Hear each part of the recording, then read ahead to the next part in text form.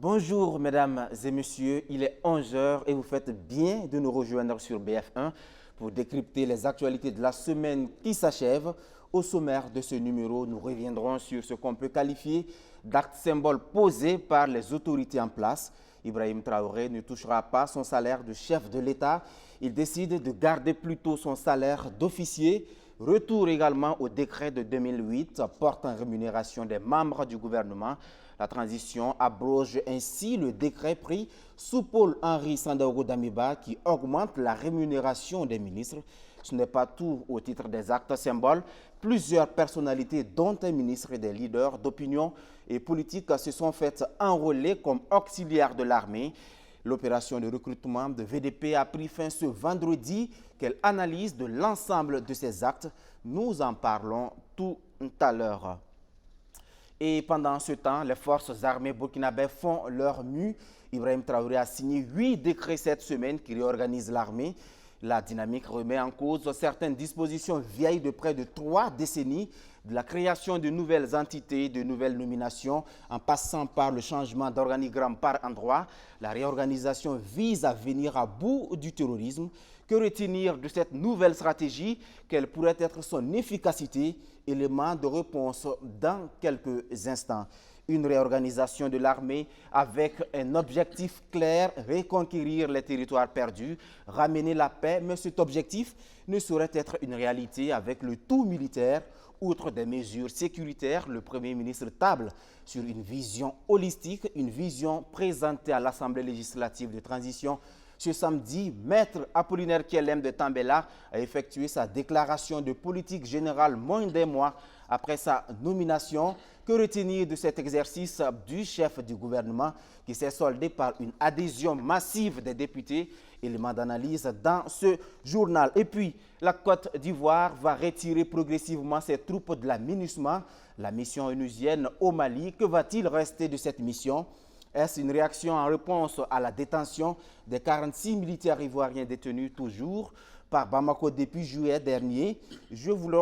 On va donc développer tout ceci dans cette édition, dans cette émission. Et pour en parler, je reçois pour vous le journaliste Issaka Lengani. En face de Lengani, nous avons Blaise Kientega. Il est journaliste également et directeur de YAM Info. À l'extrême droite, nous avons Damien Nikema. Il est journaliste freelance et communicateur. Puis avec Atiana Serge Oulon, il est écrivain, journaliste et directeur de publication du et bimensuel L'événement. Je vous le disais plus haut, c'est l'information de la semaine. Le capitaine Ibrahim Traoré renonce à son salaire de chef de l'État. Il se contentera de sa rémunération en tant qu'officier des armées burkinabè. Alors, Blaise Kientega, vous étiez visiblement dans la révélation il y a quelques semaines. Oui, toujours dans la révélation. Il faut dire que ce n'est pas étonnant. Ce n'est pas étonnant depuis le début donc, de cette nouvelle dynamique-là, à savoir donc, celle du MPS2, quand on regarde un peu les sorties donc, du président, on s'attendait à de tels événements. Donc, je pense que c'est déjà une très bonne chose. Ça donne déjà un signal fort donc, au plus haut sommet de l'État. Tout comme on dit que le poisson pourrit par la tête. L'exemple aussi, quand ça vient de la tête, après, en fait, la base peut comprendre un certain nombre d'actions qui sont posées en termes de sacrifice. Parce que nous traversons une période difficile. Et cette période difficile-là commande justement que les premiers responsables donnent le ton en termes donc, de vision, mais également en termes de célérité. Voilà. Ce n'est pas au moment où on est en train de demander au bas peuple des sacrifices que ceux qui dirigent sont en train d'augmenter leur salaire ou du moins sont en train de fonctionner comme en situation normale. Donc moi, je m'attendais justement à cette réaction-là. Et puis, il faut rappeler, hein, en dehors de Thomas Sankara, dans notre histoire, c'est le capitaine Ibrahim Traoré qui vient justement donc, d'honorer donc, à cette dynamique-là, à savoir se passer donc, de son salaire donc, de président. Donc c'est une très bonne chose.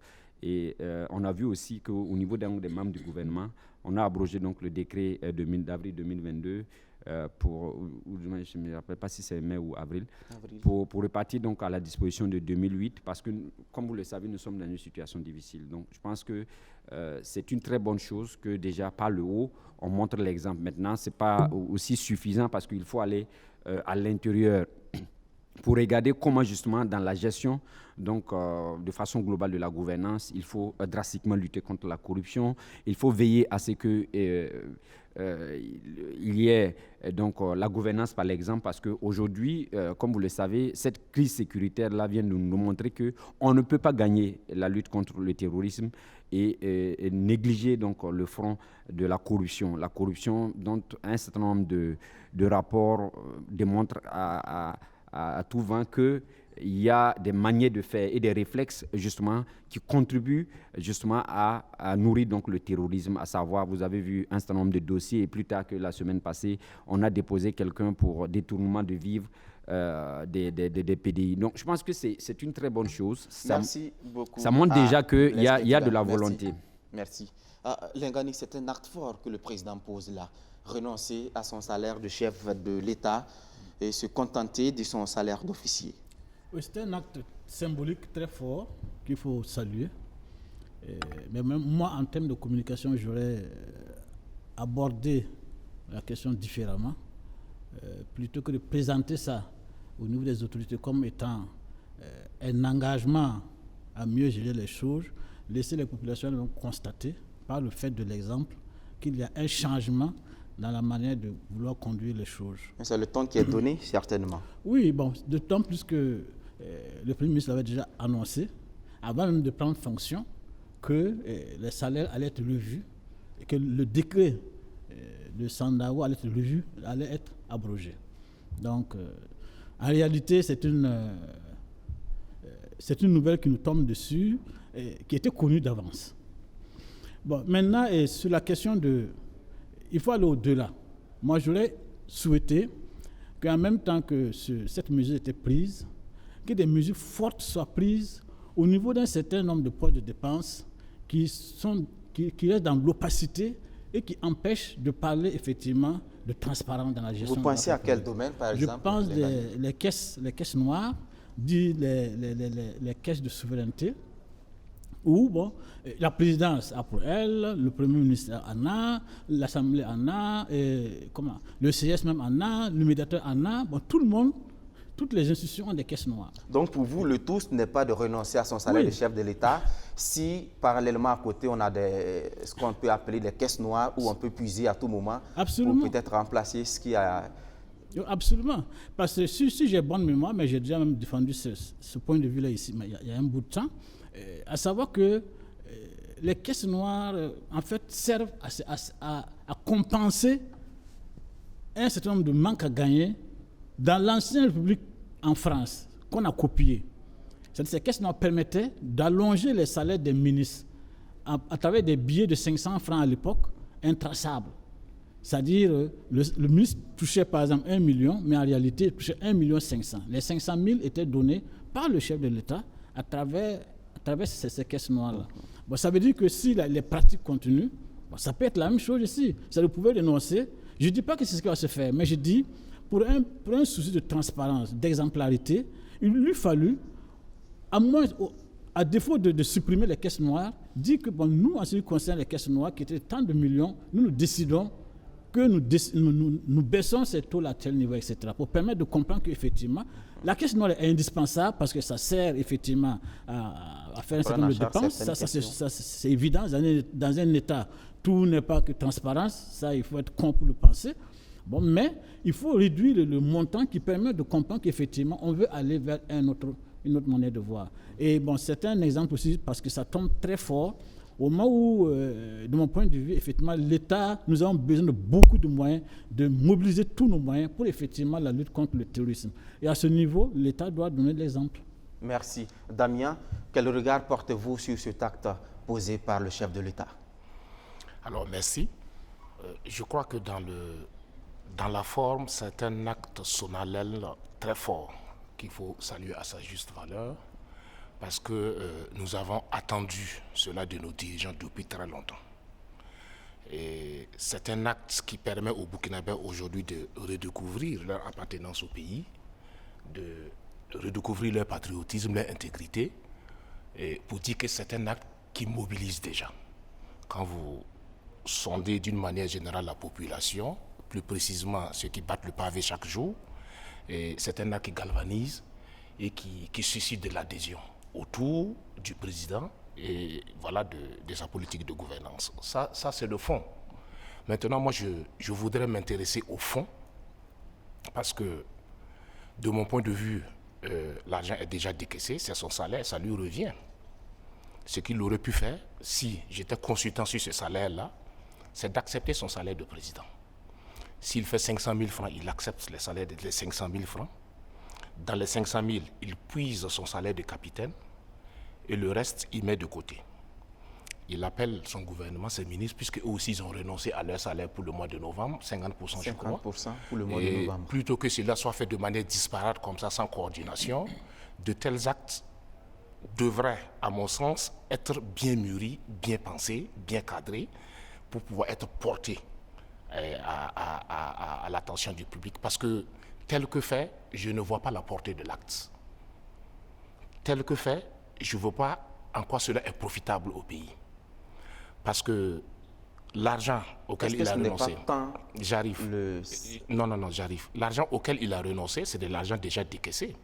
Et je comprends bien le président dans sa dynamique, il est intègre. Mais vous savez comment les gens ici gèrent les fonds de l'État.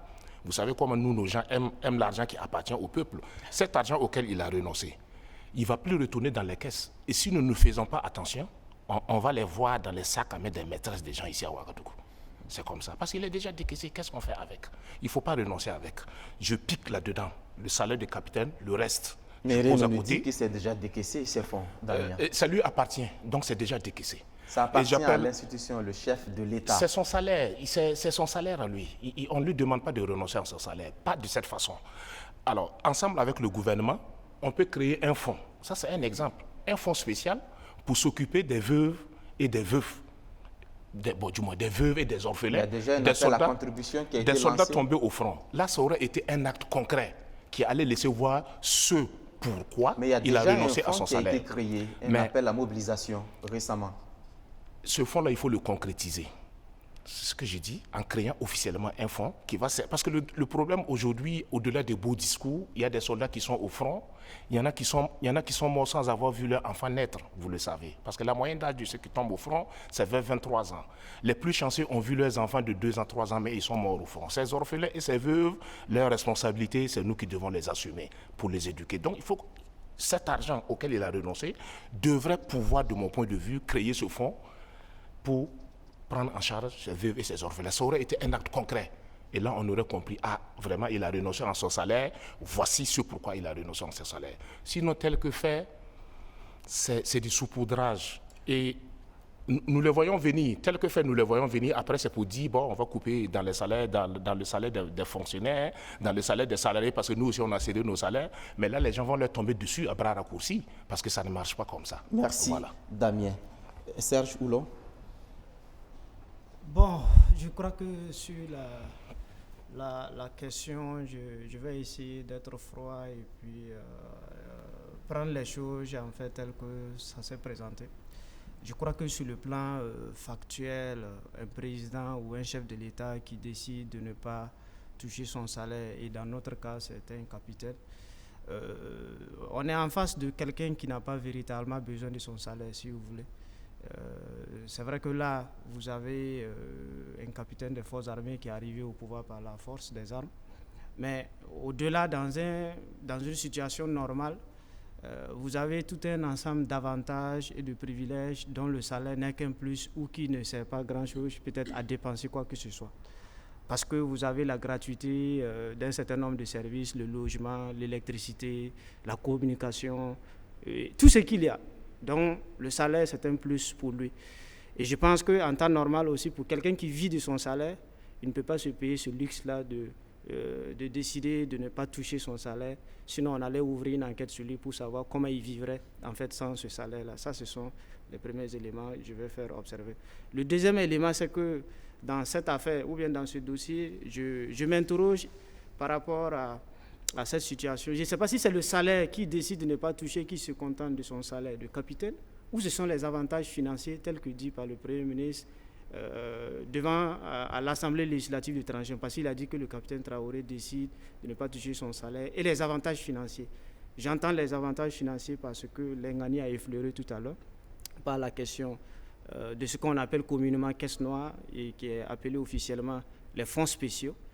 Et sur cette question, je crois que je ne sais pas si c'est vraiment le salaire ou c'est lié ou c'est tous les avantages financiers. C'est vrai qu'il n'y a pas d'avantage de Mais précision. au-delà de tout ça, je suis de ceux qui pensent que tout cela participe à du symbolisme, à de la communication, à asseoir une certaine légitimité ou à asseoir une certaine popularité d'un individu qui ne s'inscrit pas dans le cadre d'une stratégie de réduction du train de vie de l'État. C'est vrai que les membres du gouvernement ont décidé de céder 50%. Et comme je l'ai dit, puisque eux, ils n'ont pas d'avantage comparable au président, parce que s'ils décident d'abandonner leur salaire, systématiquement, je crois qu'au niveau de l'autorité supérieure de contrôle de l'État, on allait ouvrir une enquête pour savoir de quoi ils vivent et comment ils font pour s'en sortir. Mais ils ne peuvent pas le faire, justement. C'est un acte comme tous les autres et je crois qu'on continue un peu dans l'absence de lisibilité, dans l'absence de stratégie sur le long terme. Juste pour vous rappeler qu'avant le capitaine Traoré, au Burkina Faso et de façon très récente, on a eu les députés qui ont décidé de cotiser 1 million comme effort de guerre. C'était en 2018, c'était sous Bala Sakandé. On a eu Roch-Marc Christian Kaboré qui a cédé 6 mois de salaire comme effort de guerre et ses ministres 1 mois. Où nous en sommes aujourd'hui? Voilà. Je crois que ce n'est pas ça. On n'a pas besoin que telle personne... On sait que foncièrement, ce ne sont même pas des gens qui ont besoin de ces rémunérations, de ces salaires pour vivre. On décide de faire cela sans que ça s'inscrive dans le cadre d'une gouvernance vertueuse ou d'une réduction du train de vie de l'État. Et je crois que c'est là que ça pose un petit souci. Au Burkina Faso, ça s'est déjà passé. Je suis d'accord avec Blaise Ketka que c'est la première fois en dehors de Thomas Sankara par rapport au fait qu'un chef de l'État décide de garder son salaire. Mais je voudrais rappeler que ce n'est pas la première fois aussi des personnes qui jouissent des mandats électifs décident, ou bien on décide que ces personnes conservent leur salaire. Et je crois que ça a souvent été rappelé sous la Deuxième République, où les députés qui étaient à l'Assemblée nationale ont gardé leur salaire. C'est-à-dire, on est enseignant, on va à l'Assemblée nationale, c'est le salaire d'enseignant qu'on garde. On est instituteur, et ainsi de suite, agent de santé. Mais là, ce qui est différent de ce que nous faisons de Roch-Marc Christian Kaboré à Ibrahim et Traoré, c'est que ce sont des individus qui décident de façon ponctuelle de faire des gestes sans que ça s'inscrive dans le cadre d'une politique, non seulement comme effort de guerre, comme mobilisation des ressources, mais surtout comme idée de réduction du train de vie de l'État. Il y a 2 aspects en fait dans cette affaire. Il y a l'idée de dire on va réduire le train de vie de l'État afin que le plus grand nombre de Burkinabés puissent profiter des ressources publiques. Mais il y a aussi l'idée que nous faisons face à une situation assez critique et on a besoin de ressources financières pour faire face. Donc, l'action on décide de faire de cette façon. Je crois qu'on devrait faire de telle sorte et s'inspirer aussi du passé, comme je l'ai dit. Et si je prends l'exemple, le 3 janvier 1966, quand Maurice Amigo a été chassé et qu'on appelle la Garango, Thierry Mokomar Garango qui est arrivé, qui a adopté la politique d'austérité, ce n'est pas la Misana qui s'est assis et dit, bon, moi je cède mon salaire et puis les autres font ce qu'ils veulent. Ou bien que dans les gens continuent la délinquance à col blanc ou les surfacturations. Il y a toute une politique qui a été mise en place avec des taxations, avec des étudiants qui ont cédé peut-être des mois de bourse. Et je crois que ça a continué sous la Révolution et ainsi de suite. Je crois que c'est cette politique qu'il faut avoir. Tout comme sous Sankara, on a décidé, on ne roule plus en V8, on considère. Donc, il y a de la vision derrière, il y a une voie qui est tracée et non peut-être cette façon de faire. Est-ce que c'est peut-être parce que ce n'est que le début?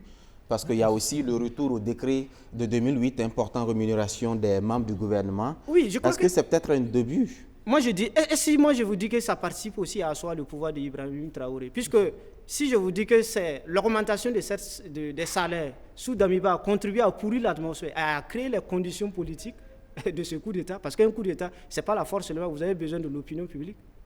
Si je vous dis que ça a participé, donc le minimum quand même quand vous venez, vous décidez. Voilà, c'est tout comme, si je prends l'exemple, c'est peut-être pas le Burkina, mais dans tous les pays, quand vous observez, au Tchad, le fils arrive et même son papa a fait pareil. Quand il arrive, on libère les opposants, on légalise des partis politiques qu'on avait interdits. Mais quand il sera bien assis, il va commencer à taper. Voilà, donc c'est ça la réalité en fait. Donc je vais dire que c'est possible, mais permettez que moi aussi j'ai ce raisonnement de penser que c'était le service minimum de revenir sur ce décret. Donc ça fait l'objet de levée de bouclier. Quel Burkinabé a applaudi en fait cette augmentation de salaire et surtout dans les conditions dans lesquelles ça s'est passé. Donc je crois que là-dessus, on n'a pas applaudi. Moi je pense qu'il faut inscrire nos actions dans plus de vision, de stratégie, beaucoup plus sur le long terme, que de venir faire déjà ce qu'on a déjà vu. Comme c'est déjà vu, mais je vous ai déjà pris cet exemple. C'est un acte qui a visiblement eu beaucoup d'échos favorables. Bon, ceux qui se sont enrôlés récemment ont estimé que c'est parce que le président a fait tant d'efforts qu'ils viennent finalement s'inscrire sur les listes. On a vu un engouement sans pareil. Très bien.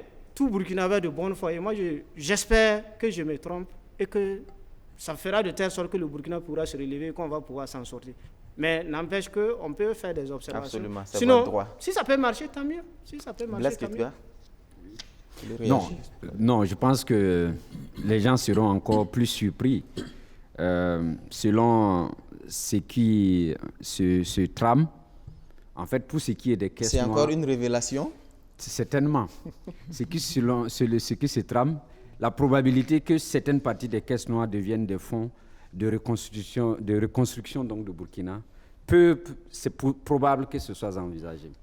Maintenant, au-delà de dire que cette dynamique-là, ça participe d'asseoir donc la popularité du président Ibrahim Traoré, je suis un peu perplexe là-dessus parce qu'il n'en a pas besoin.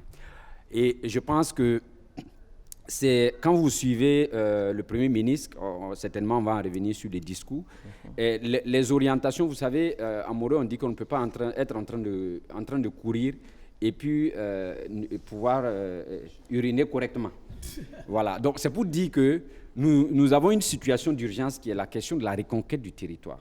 Donc il y a un certain nombre de réformes. Quand vous prenez la transition de 2015, on a parlé de la modernisation de la vie publique. Il y a un certain nombre de projets, 108 lois qui ont été votées à l'époque. Il y a un certain nombre de projets de loi ainsi que de lois qui avaient été donc adoptés. Mais malheureusement, la mise en œuvre par le MPP n'a pas été effective. Et on est replongé dans l'ancienne gouvernance selon le vieux logiciel politique. On a répété un certain nombre de réflexes et la conséquence, c'était quoi? On a reconstaté des cas de corruption, on a reconstaté des cas de dilapidation donc des deniers publics. Donc, je vais dire que cette nouvelle dynamique, quand on connaît un peu les acteurs, quand on voit la déclaration donc, de politique générale que le Premier ministre a fait, ça veut dire que c'est que l'inquiétude donc, de mon frère Oulon va trouver en fait sa réponse dans la gouvernance. Mais maintenant, il faudrait qu'on sache aussi qu'on a en face un défi sécuritaire. Ce qui fait qu'au niveau de la gouvernance, c'est au Premier ministre donc, d'implémenter donc, la vision globale donc, de cette gouvernance. Donc moi, je suis assez optimiste et je souhaite que effectivement les préoccupations qui sont soulevées ça et là aillent au-delà donc, d'asseoir donc, le pouvoir donc, de capitaine Ibrahim Traoré, mais que ça vise en fait une nouvelle dynamique, une nouvelle ère. Parce que le Burkina Faso en a besoin aujourd'hui parce qu'on est obligé donc d'aller de faire appel donc par moment à des partenaires. Et si on essaye donc de regarder dans les différentes... On a même des dossiers de crimes économiques qui sont là. Il y a des gens qui sont dans la nature avec l'argent du pays. On peut voir dans quelle mesure donc permettre à ce qu'on recouvre donc tout cet argent-là. Donc je pense que tout ça, ça participe d'une nouvelle dynamique. Et moi, j'ai foi aux acteurs et je pense que les différentes critiques, certainement, vont permettre justement d'améliorer cette nouvelle donne-là. Mais déjà, le fait de renoncer à son salaire, c'est un acte fort. Et au-delà du symbolique, quand on connaît les acteurs, on peut se dire que l'espoir est permis. D'accord. Non, rapidement. Rapidement, 30 secondes. Ce sont des éléments parmi tant d'autres. Je n'ai pas dit le fait qu'il renonce à son salaire, ça participe à sa popularité. C'est un élément, et je crois que vous avez suivi mon raisonnement. Donc il ne faut pas être réducteur et prendre un élément tout simplement. Je voulais juste faire cette précision pour éviter un peu les raccourcis et être un peu réducteur un peu sur ces questions. À mon avis, il faut avoir le courage de dire la vérité, quoi. C'est bon, mais ce n'est pas arrivé. C'est bon, ce n'est pas arrivé. Les critiques qui sont faites doivent participer à accompagner, à aider les décideurs à prendre d'autres mesures. C'est bon, c'est pas arrivé parce que c'est pas la première fois que c'est fait, effectivement. Et il est évident, à moins de vouloir être hypocrite jusqu'à un certain niveau, que cet acte-là a été pris dans le sens de contenter la rue qui a porté le pouvoir en place. Nous savons tous comment ce pouvoir est arrivé, comment il s'est légitimé. C'est effectivement en contentant la rue. Bon, ça c'est une évidence. Effectivement, comme vous l'avez dit, quand ça a été annoncé, bon, dans tous les réseaux sociaux, on a repris le capitaine. Mais comme on dit, il va faire quoi avec le reste, son salaire, là, ça devient quoi? On fait quoi avec? C'est une question très importante. Ça peut repartir dans les caisses de l'État. On parle d'unicité des caisses de l'État. Pour faire quoi? Les défis sont immenses. Pour faire quoi? Et puis, bon, comme l'a dit Kelga, je suis tout à fait d'accord avec lui, mais il y a des gens qui ont volé l'argent du peuple, qui se baladent avec. Mais cet argent-là, c'est peut-être 1000 fois plus que lui, son salaire. Il y a eu des audits qui ont été faits par son prédécesseur. Pourquoi il ne s'occupe pas de ça rapidement? Le capitaine Traoré est arrivé au pouvoir à peine 2 mois, à peine 1 mois et demi. Est-ce que ce n'est pas encore trop tôt pour lui en tenir? Si en 8 mois les audits n'ont pas été publiés, comprenez qu'il faudrait aussi un peu de temps et prendre en compte certains dossiers. Puis vous savez que vous êtes un chantre de la réconciliation nationale. Si en 1 mois, on passe rapidement à certaines arrestations, etc., vous allez crier des chasses à la sorcière, M. Lengani. Donc je pense qu'il faudrait qu'on essaie de regarder déjà la dynamique globale. À partir du moment où des actes forts sont donnés au plus haut sommet de l'État, moi je pense et j'ai foi que ça va implémenter la dynamique. Et je suis d'accord que les gens soient perplexes là-dessus, parce que depuis longtemps, on nous a servi un certain nombre de dirigeants, des dirigeants justement, qui ont commencé des choses, mais qui ne sont pas arrivés à bout. Notre souhait, c'est qu'aujourd'hui, cette dynamique-là, on arrive à bout. Mais je suis sûr que d'ici là, vous verrez qu'il y a un certain nombre de dossiers justement qui vont le faire. Merci, mais pour l'instant, c'est la question sécuritaire. Merci beaucoup. Mais s'il vous plaît, vous n'allez pas les laisser quand même me rentrer dedans comme ça et puis... Lengani, en 10 secondes. Ah non, oui. En 10 secondes, allez-y. On va évoluer en 10 secondes. Allez-y. Il faut quand même que je réagisse un peu. Équitablement attribué parce que bon. on a juste donné des introductions, des points de vue, mais on n'est pas rentré à l'intérieur. Je vais tout simplement dire avec à mon très cher jeune frère Kelga qu'effectivement je suis un chantre de la réconciliation. Je pense que ce pays-là a besoin, et comme le Premier ministre l'a dit, de se retrouver sur ses bases traditionnelles. Dans nos traditions, on ne brûle pas la maison de quelqu'un. Il l'a dit lui-même. Dans nos traditions, on ne brûle pas les biens de quelqu'un. Effectivement, c'est des réalités. Oh, il y a eu ça au Burkina. On fait quoi si on ne se réconcilie pas sur ces questions? Donc, c'est la moindre des choses. Il faut dire ça à Ibrahim. Apparemment, vous avez son oreille. Il faut le dire. Il faut le dire. Vous savez qu'on ne tue pas. Non, il va finir, il va terminer son raisonnement. Vous avez déjà eu la parole. Toute mort, ça c'est dans toutes les religions révélées, par exemple. Toute mort qui n'est pas justifiée, mais c'est l'enfer direct. Ça, c'est la moindre des choses. Il y a 2000 morts. Est-ce que c'est justifié ça? Vous voulez parler de ce qui éventuellement s'est passé sous les autres régimes. Les 2000 morts de terrorisme, qui justifie ça? Qui est responsable? Donc, il ne faut pas être très réducteur. Moi, je voudrais dire, si on veut aider Ibrahim à s'en sortir, moi, je le dis honnêtement, ça va être très difficile pour lui de s'en sortir avec ce qui est en train d'être fait, surtout par ses propres chantres. Ce qui est en train d'être fait, on va lui passer on va le placer comme Sankara, alors que moi, j'ai vécu avec Sankara, j'ai vu comment Sankara fonctionnait. Ce qu'Ibrahim Traoré fait n'a rien à voir avec ce que Sankara a fait et Sankara a voulu pour son pays. Ça, c'est une évidence. Si on veut forcer, peindre les choses comme ça, mais le mur sera là immédiatement. Par le peuple, on peut tromper, comme disaient les révolutionnaires, on peut tromper une partie du peuple tout le temps, mais on ne peut pas tromper tout le peuple tout le temps. Merci, Lengani. Juste 5 secondes pour dire que nous ne sommes pas en train ici de décrire le fait qu'il ait renoncé à son salaire. Personnellement, je dis que ça manque de fond, son acte. Oui, son c'est une acte n'est pas dynamique concret. d'ensemble qu'on a. Voilà, aujourd'hui, tout doit être conjugué dans le sens de l'effort de guerre. L'effort de guerre, c'est au front. Au front, c'est qui? Ce sont les militaires. Toutes les mesures aujourd'hui doivent être prises dans ce sens, aussi bien en ressources humaines qu'en ressources financières. Si aujourd'hui, personnellement, je renonce à mon salaire pour l'effort de guerre, il doit être servi sur le front. Mais c'est dit seulement qu'on renonce, et puis bon, on est assis, comme je le dis, c'est de l'argent déjà décaissé. Cet argent ne retournera pas dans les caisses de l'État et il ne servira pas à ce que Ibrahim voit. Peut-être que lui, il est un peu naïf, hein, il croit un peu trop aux gens, mais je vous dis que cet argent-là, c'est de l'argent jeté par la fenêtre. Merci, et c'est pas comme ça Damien. qu'il aurait dû faire. Je le disais, autre acte symbole, c'est l'enrôlement des personnalités comme volontaires pour la défense de la patrie. La liste n'est pas exhaustive. Hein. Nous avons le ministre des Sports, de la Jeunesse et de l'Emploi, Youssouf Siruma, Maître Passiri Titenga, Maître Benewende Sankara, chef de parti de l'UNIR MPS, Armand Bewende, ancien maire. Alors, sommes-nous dans du populisme ou une volonté réelle de s'engager pour sa patrie? Damien.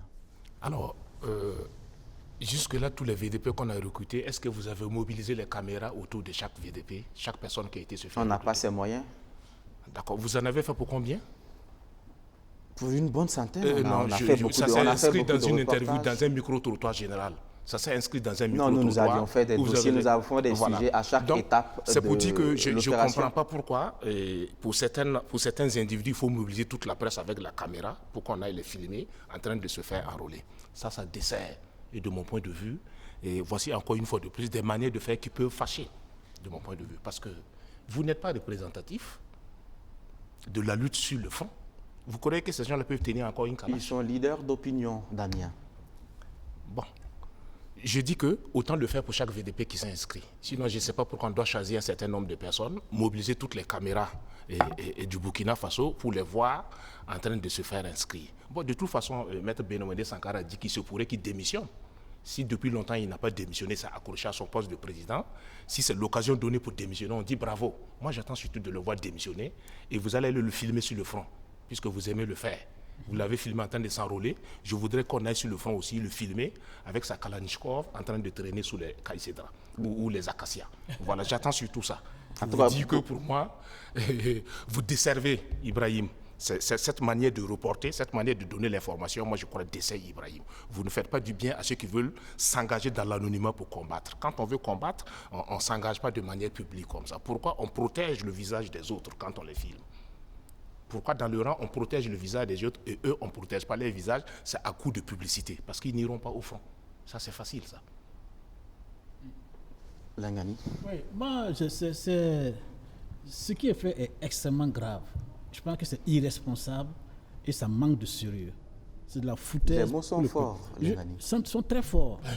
Parce que, voyez-vous, nos jeunes qui meurent au front, quand ils sont au Ouagadougou, c'est comme ils s'habillent. Ils se cagoulent, tout ça, pour ne pas être reconnus. Les forces spéciales, leur nature, c'est ça. Il ne faut pas être identifié, pour pas que l'ennemi puisse t'identifier facilement. Et voilà des gens qui, voilà, eux vont au front, c'est toutes les caméras du monde qui viennent les filmer pour montrer qui ils sont. Ils sont aussi des leaders d'opinion. Oui. Ils savent qu'il y a des milliers de Burkinabés qui sont derrière eux. Est-ce que ce n'est pas une manière de montrer l'exemple pour appeler leurs militants, leurs partisans à s'enrôler également? Justement, le problème c'est tout à ce niveau. Si nous en sommes à avoir la nécessité que M. Sankara se présente pour que les Burkinabés s'enrôlent, mais c'est extrêmement grave. Ça veut dire qu'on a plus, il n'y a pas que M. Sankara, il y a le ministre des Sports. J'en viens tous ces individus-là. Si pour combattre le terrorisme, on a besoin que certains individus pointent le nez devant la caméra, je dis, mais en ce moment, on n'a plus de nation. Et ça, Ibrahim ne suffit pas pour convaincre les gens, pour s'enrôler. Il faut que certains individus... Je ne leur en veux pas. Je leur en veux pas. Vous l'avez dit tout à l'heure, il faut le concours de tous. Mais est-ce que, et je vous le dis, parce que je connais des gens, on ne veut pas une chose son contraire. Parce que si les chefs de partis politiques, les leaders d'opinion sont en retrait, on critique, on estime qu'ils ne font rien, ils restent de marbre. Mais quand ils décident aussi de prendre leurs responsabilités, là également on critique. Est-ce qu'on ne demande pas une chose et son contraire à la fois? D'ailleurs, ça n'interdit pas la loi. La loi interdit aux chefs des partis politiques et tous ceux qui sont membres des organes politiques d'être VDP. Ça n'interdit pas la loi. Non, la loi n'interdit pas de cette façon. La loi demande à ce que les intéressés démissionnent avant de véritablement s'enrôler. Mais là, ils ne sont que candidats VDP. Et ils ont démissionné? Non, ils disent qu'au moment opportun, ils vont démissionner. En tout cas, en ce qui concerne M. Sankara. Il y a du faux derrière, en fait. Donc, on dit qu'il faut démissionner pour être là-bas. Ils n'ont pas démissionné. Bon, on va pas tergiverser. Il faut démissionner pour être VDP. Moi, je dis, en fait, mon idée, c'est que le peuple burkinabé n'a pas besoin de cette fanfaronnade-là pour se mobiliser. Je peux comprendre des leaders d'opinion tels que M. Passéré, qui effectivement lui, c'est une personnalité neutre, qui est reconnue comme neutre. Je peux comprendre ça. Mais là également, il y a beaucoup de questions. Mon problème, oui, il est vieux, il ne peut pas, alors qu'effectivement, la loi dit qu'il faut être dans les conditions pour permettre de le faire. Moi, je peux comprendre que ce soit un symbole. Mais que des leaders de partis politiques s'affichent comme ça, Moi, je Vous pense aurez que préféré qu'il c'est- reste c'est- dans Et moi, je connais l'anonymat. des gens qui ont refusé de s'enrôler parce qu'ils ont vu les têtes de ces individus-là. Tout comme certains se sont enrôlés parce que Mais c'était bien qui sûr, était. tout à fait. Merci tout à fait. Lengani, Serge Oulon, sur cette question d'enrôlement de certaines personnalités. Bon, j'avoue que je suis un peu affligé que pour des questions assez sérieuses comme cela, bon, on soit dans des actions de, comme vous l'avez dit, de populisme ou de communication. Mais avant de relever le fond, je comprends très bien l'observation, la critique de Damien par rapport au travail des journalistes. Et je pense que la première qualité d'un journaliste aussi, c'est d'accepter la critique, faire l'autocritique. Moi, je comprends très bien. Et j'ai eu l'impression effectivement qu'en tant que journaliste, on est souvent peut-être passé à côté, ou on a donné de l'ampleur à ce qui n'en valait pas du tout, ou on est passé à côté tout simplement du sujet. Je pense qu'à côté de ces personnes qui ont mobilisé la presse, qui ont invité les journalistes à couvrir parce qu'ils pensent que ça peut participer à encourager, comme Razak l'a dit tout à l'heure, parce que c'est vrai qu'il y a des gens, peut-être avec la tête de Maître Benouédé Sankara, qui disent qu'ils ne vont plus peut-être s'enrôler. Comme il y en a aussi qui sont allés parce que Maître Sankara est allé, parce que quoi qu'on dise, même si c'est 10 militants et de l'expérience par rapport aux différentes présidentielles, c'est quelqu'un qui a toujours eu des milliers de voix au Burkina et il y a des gens qui ne jurent que par lui. On ne peut pas nier aussi cette réalité. Maintenant, les proportions, oui.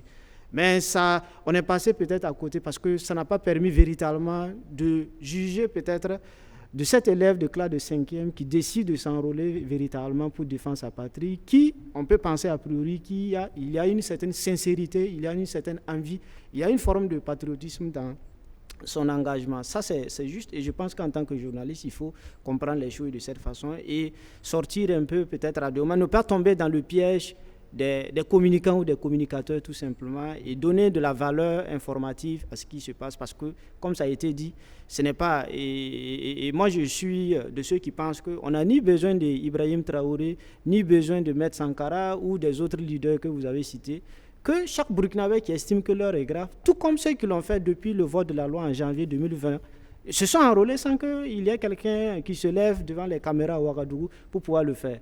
Et je l'ai dit, je suis affligé parce que comme le député de l'Assemblée législative de transition, Aboubakar Bikenga, qui l'a dit, quand je vois, et vous voyez quand le monsieur, s'il continuait de parler, il allait verser des larmes, quand il vous dit que si ce n'est qu'en 3 ans, c'est parce qu'il est venu à Ouagadougou qu'il a réussi à dormir dans une maison, quand je vois une question assez sérieuse comme ça, et que des gens peuvent penser qu'on peut jouer avec ça, ou bien faire un peu de la com autour de ça, je pense que c'est quand même affligeant, et ça dénote aussi de la complexité ou bien de l'enlisme dans lequel nous sommes depuis bientôt 8 ans. Parce que tout simplement, des gens ne mesurent pas la gravité de la situation, tout simplement. Et qu'on pense que, bon, derrière ça, on peut faire peut-être de la communication ou bien vouloir faire autre chose autour de cela. Mais je pense que, grosso modo, sur cette question d'enrôlement des VDP, il faudra aussi rappeler peut-être l'intérêt des journalistes. Parce qu'aux premières heures, les gens se sont moqués. L'enrôlement était timide, les gens n'y partaient pas. Absolument. Et les gens ont même, il y a eu des caricatures pour montrer que les gens se battent pour aller à l'Assemblée législative de transition et ne partent pas s'enrôler. Et je pense qu'à quelque part aussi, les reportages ont contribué à inciter les gens à y aller. Je crois qu'il faut voir les deux côtés, tout en comprenant évidemment la critique portant sur le fait qu'on a mis trop de projecteurs sur des gens dont l'intérêt pose problème, tout simplement. Sur les responsables que vous avez évoqués, moi, je ne sais pas, généralement pour certains recrutements ou certains concours, on vous dit que quand le dossier est incomplet ou bien quand vous ne remplissez pas les critères, on rejette. C'est vrai que dans le cas des VDP, ce n'est pas précisé. Sinon, quand même, quand vous concevez votre dossier et on vous dit que ceux qui sont membres d'un organe dirigeant d'un parti politique, s'il n'y a pas la lettre de démission, je me dis peut-être qu'au niveau du recrutement, on ne devrait pas recevoir. Mais bon, peut-être qu'ils ont il y aura un autre travail, mais pendant ce temps, le mal a été fait. Et vous voyez, on tombe dans des polémiques inutiles, on est dans des rires tellement...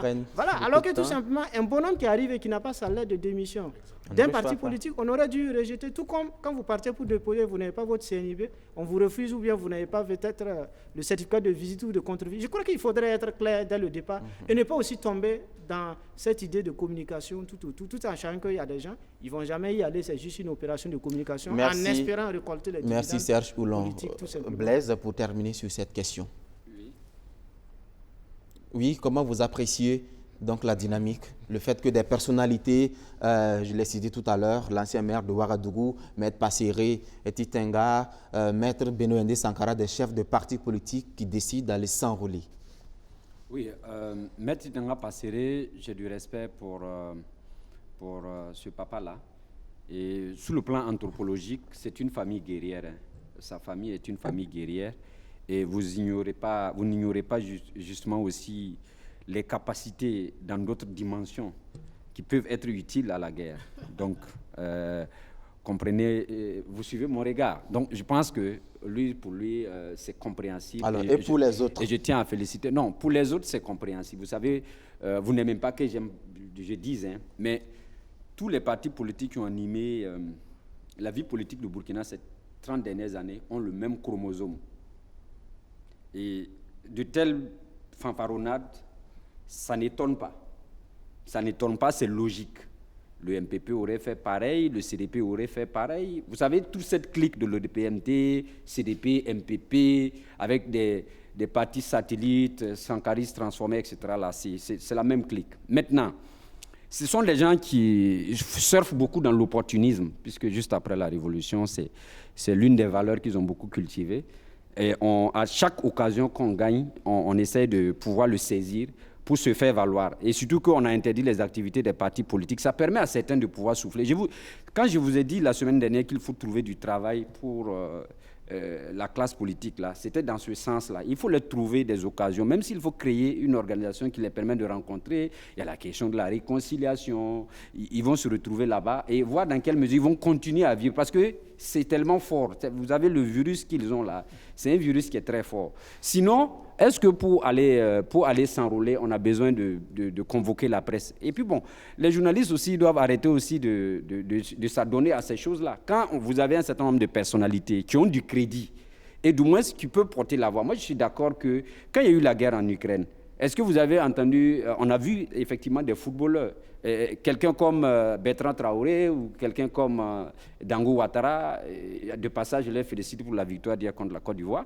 Ces gens-là, par exemple, c'est des leaders, c'est des gens qui, lorsqu'ils portent la voix, c'est qu'ils sont dans une certaine neutralité. Mais quand vous êtes affilié à des officines politiques, on a donné les conditions pour être VDP. Et puis, vous allez rencontrer la presse, et jusqu'à tenir même des armes, des photos qu'on publie sur les réseaux sociaux. Mais c'est pas sérieux.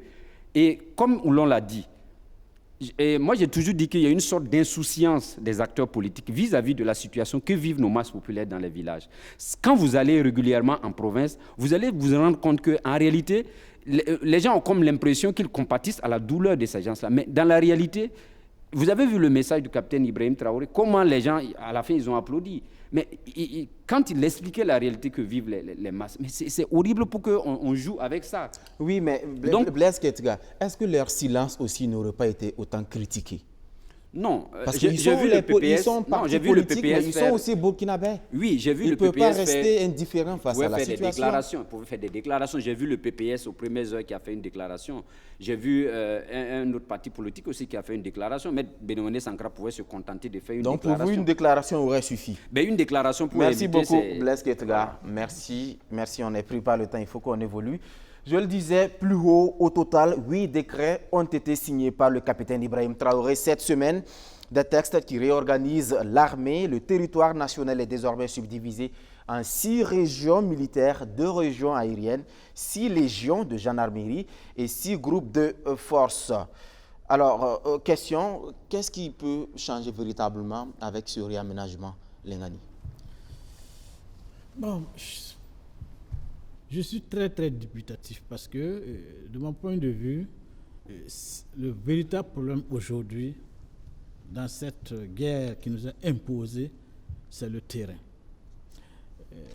C'est le terrain et il faut amener le plus de force possible, le plus d'éléments possible en contact avec ceux qui nous attaquent. Je pense que c'est le véritable problème, c'est à ce niveau. Mais est-ce que ce n'est pas le cas avec la création de ces 6 régions militaires, ces 2 régions aériennes et ces 6 légions de gendarmerie? J'espère bien que ce sera le cas, parce que moi je vois au-delà des papiers. Parce que les papiers, les organigrammes, bon, quand si IB part demain, celui qui va venir va réorganiser la même chose, etc., etc. Donc, il faut qu'on mûrisse un peu et qu'on avance effectivement L'adversaire est là, on le connaît. Il faut aller au contact avec l'adversaire. Et on a parlé de moyens qu'il faut réunir, etc. On est là, on divise. Et quand je regarde les nominations qui ont été faites en fonction des nouvelles dispositions, moi je m'inquiète. Je m'inquiète très sérieusement. On ne peut pas décapiter l'armée. Qu'est-ce que vous appelez décapiter? Je veux dire, quand finalement les chefs de région deviennent des capitaines, des commandants, à la place de lieutenant-colonel, de généraux que nous avons, j'ai entendu beaucoup de critiques sur la route de Achille de notre armée. J'ai entendu des critiques. Et effectivement, j'ai vu, il y a des cas effectivement patents où vraiment les hommes ne se comportent pas comme dans un état en guerre. C'est une réalité. Mais je dis, il ne faut pas jeter le bébé avec l'eau du bain. Tous les officiers supérieurs de Burkina Faso ne sont pas majoritairement inopérants. Et peut-être c'est une question d'utilisation des hommes. Comment on utilise les hommes? Et il est évident que ce qui est en train de se faire, si on y prend garde, va être un autre combat derrière le front lui-même. Ça veut dire quoi? Que les gens vont être à Ouagadougou, vont être à Bobo-Dioulasso, vont être parqués et ils vont être obligés de se défendre d'une manière ou d'une autre. Merci. Et vous serez obligés d'avoir l'œil devant et d'avoir des yeux derrière, ce qui est difficile. Et je pense qu'aujourd'hui, notre armée a besoin de s'unir.